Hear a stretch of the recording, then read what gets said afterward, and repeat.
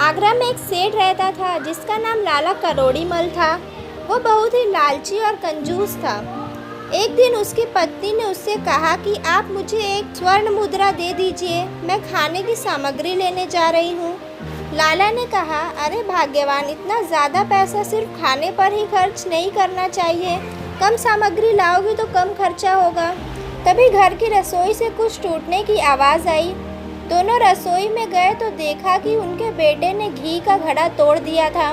लाला जी गुस्से में आ गए और उसको डांट कर बाहर भगा दिया। तभी लाला की पत्नी ने कहा, आप इसके लिए कोई अच्छा सा शिक्षक क्यों नहीं ढूंढ लेते? वैसे भी ये बहुत शरारती हो गया है। लाला ने तुरंत उसकी बात मान ली और अपनी दोस्त बीरबल से मिलने के लिए उनके घर चले गए। बीरबल से लाला ने मिलकर अपनी फरियाद की। तभी बीरबल ने उनसे कहा कि मैं एक बहुत ही अच्छे शिक्षक को जानता हूँ, उनका नाम है विनायक और वो आपके बेटे को अच्छी शिक्षा देंगे। अगले दिन लाला करोड़ीमल के घर विनायक जी पहुँच गए। लाला ने उनसे कहा, मैं आपको गुरु दक्षिणा के रूप में 5 स्वर्ण मुद्राएं दूंगा और साथ ही आप दिन भर हमारे यहाँ ही रहेंगे, इसलिए आपको मैं भोजन भी कराऊंगा। ऐसे ही 3 महीने बीत गए। लाला का लड़का बहुत ही आज्ञाकारी और नेक बन गया।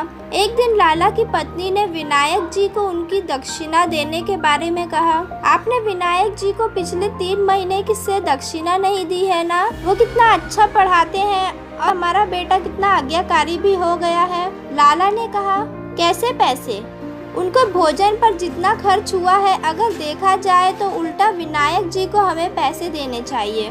विनायक जी ने लाला की बात सुन ली और बीरबल से मिलने गए। उन्होंने सारी बात बीरबल को बता दी। कुछ दिनों बाद बीरबल लाला के पास आए और बोले, अरे लाला जी, कैसे हो? आपका बेटा कैसा है? लाला जी ने सब हाल सुनाया।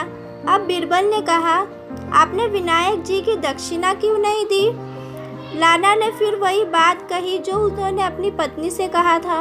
बीरबल ने कहा, अच्छा, तो ऐसे मेरे पास एक शिक्षक है जो आपके बेटे को बेहतर शिक्षा देंगे और किसी भी प्रकार की कोई दक्षिणा या भोजन भी नहीं करेंगे, लेकिन उसके लिए मैं चाहता हूँ कि आप विनायक जी के सारे पैसे देकर उनको विदा कीजिए। अब लाला ने सोचा, ये तो अच्छा है।